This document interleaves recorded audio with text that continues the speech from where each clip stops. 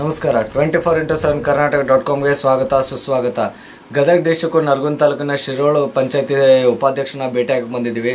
ಅವರು ಒಂದು ಮಹಿಳಾ ವ್ಯಕ್ತಿಯಾಗಿ ಒಂದು ಜನಸೇವೆ ಮಾಡಕ್ಕೆ ಬಂದಿದ್ದಾರೆ. ನೋಡೋಣ ಅವ್ರು ಯಾವ ರೀತಿ ಅವರು ಒಂದು ಕಿರುಪರಿಚಯ ಮಾಡಿ ಕೊಡ್ತಾರಂತ. ಅಮ್ಮ ನಮಸ್ಕಾರ. ನಿಮ್ಮ ಹೆಸರು ಮೇಡಮ್? ಸರ್ ನಿಮ್ಮ ಹೆಸರು? ನಮ್ಮ ಹೆಸರು ಬಸವರಾಜ್ ರುದ್ರಪ್ಪ ಚೆಂಗ್ಲಿ. ನೀವು ಯಾವ ಪಂಚಾಯತಿಯಿಂದ ಗೆದ್ದು ಬಂದಿದ್ದೀರಾ?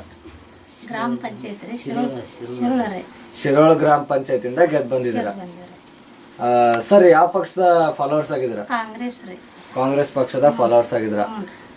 ಈ ಬಾರಿ ಗೆದ್ದಂತ ಟೋಟಲ್ ಓಟ್ ಏನಿತ್ತು ಸರ್ ಮೇಡಮ್ ಅವ್ರದ್ದು? 400 ಟೋಟಲ್ ಓಟು. ಎಷ್ಟು ಅಂತರದಿಂದ ಗೆದ್ದು ಬಂದ್ರು? 80 ಓಟ್ ಅಂತರದಿಂದ ಗೆದ್ದು ಬಂದಿದ್ದಾರೆ. ಅಮ್ಮ ಹೇಗೆ ಅನಿಸ್ತಾ ಇದೆ ರಾಜಕೀಯ ಜೀವನ? ಚಲೋ ಅನಿಸ್ತದೆ. ಸರ್ ನಿಮಗೆ ಹೇಗೆ ಅನ್ಸತ್ತಿದೆ?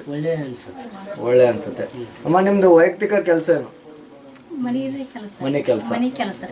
ಎಷ್ಟು ವರ್ಷದ ರಾಜಕೀಯ ಅನುಭವ ಇದೆ? 3 ವರ್ಷದ ರಾಜಕೀಯ ಅನುಭವ ಇದೆ. ಒಂದು ಮನೆ ಕೆಲಸ ಮಾಡ್ಕೊಂಡಿರೋರು ರಾಜಕೀಯಕ್ಕೆ ಏನಂತ ಅನ್ಕೊಂಡು ಬಂದ್ರಿ? ರಾಜಕೀಯಕ್ಕೆ ಏನಂತ ಅನ್ಕೊಂಡು ಬಂದ್ರಿ? ಉದ್ದೇಶ ಏನು? ಒಂದು ಜನಸೇವೆ ಮಾಡೋಣ, ಊರು ಸುಧಾರಣೆ ಮಾಡೋಣ ಅಂತ ಬಂದಿದ್ರ. ಸರ್ ಇವಾಗ ಈ 3 ವರ್ಷ ಅವಧಿಯಲ್ಲಿ ಮೇಡಮ್ ಅವರು ಯಾವ ರೀತಿ ಒಂದು ಜನಸೇವೆನ ಮಾಡಿದ್ದಾರೆ ಸರ್? ಒಂದು ನಿರ್ವಾಹಿತನದ್ದು ಮಾಡಿವ್ರಿ, ಒಂದಿಷ್ಟು. ಆನಂತರ ರೋಡ್ ಕಾಂಟ್ಯಾಕ್ಟ್ ಹಾಕಿದ್ದೀವಿ ರೀ. ಆನಂತರ ನೀರಿಂದು ಇದನ್ನ ಮಾಡ್ಕೊಂತೀವಿ. ಇನ್ನೂ ಮುಂದೆ ಇನ್ನೂ ಅನೇಕ ಮಾಡ್ಬೇಕಂತ. ರೋಡು, ಗಟಾರ, ಶೌಚಾಲಯ, ನೀರಿನ ಸೌಕರ್ಯ, ಆಮೇಲೆ ರೋಡ್ ಲೈಟ್ಸ್, ಪ್ಲಾಟ್ ಕೆಲಸ, ಕೆರೆ ಹೋಳೆತ್ತೋದು, ಈ ರೀತಿ ಒಂದು 3 ವರ್ಷದಲ್ಲಿ ಜನಸೇವೆನ ಮಾಡಿದಾರ. ಇನ್ನ 2 ವರ್ಷ ಟೈಮ್ ಇದೆ. ಸೊ ಇನ್ನ 2 ವರ್ಷದಲ್ಲಿ ಯಾವ ರೀತಿ ಇನ್ನೂ ಸುಧಾರಣೆ ತರಬೇಕಂತ ಅನ್ಕೊಂಡಿದ್ರ? ಇನ್ನು ಏನೆಲ್ಲ ಕೆಲಸ ಬಾಕಿ ಉಳಿದಿದೆ? ಇನ್ನ ಮಾಡೋದು. ಸರ್ ಏನೇನ್ ಸುಧಾರಣೆ ತರಬೇಕಂತ ಅನ್ಕೊಂಡಿದ್ರಿ?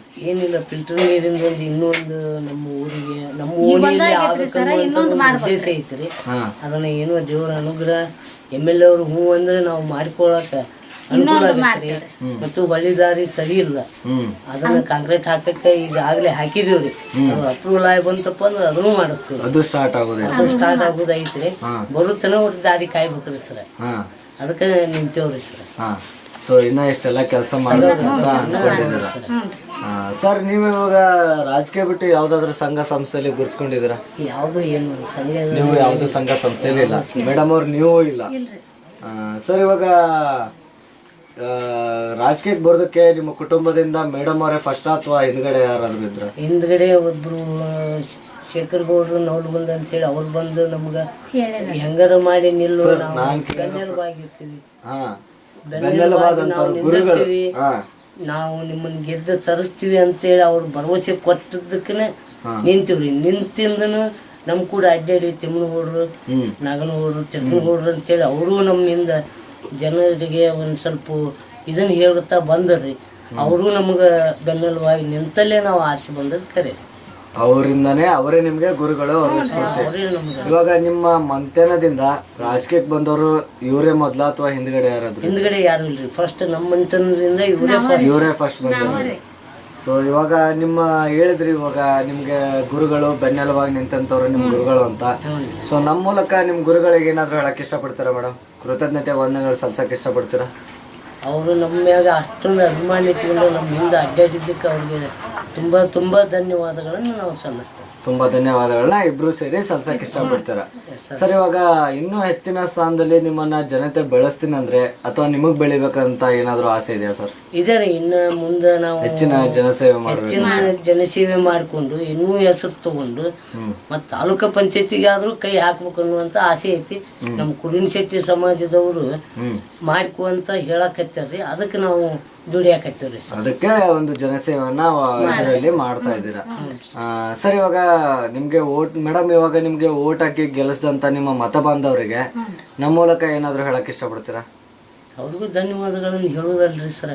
ಅವ್ರು ಇದ್ದಾಗ ನಾವು ಬಂದಿರ್ತೀವ್ರಿ ಸರ್. ಮತದಾರ ಇದ್ದಾಗನ ನಾವು ಬಂದು ಆ ಒಂದು ಸ್ಥಾನಕ್ಕೆ ಸೇರ್ತೀವ್ರಿ.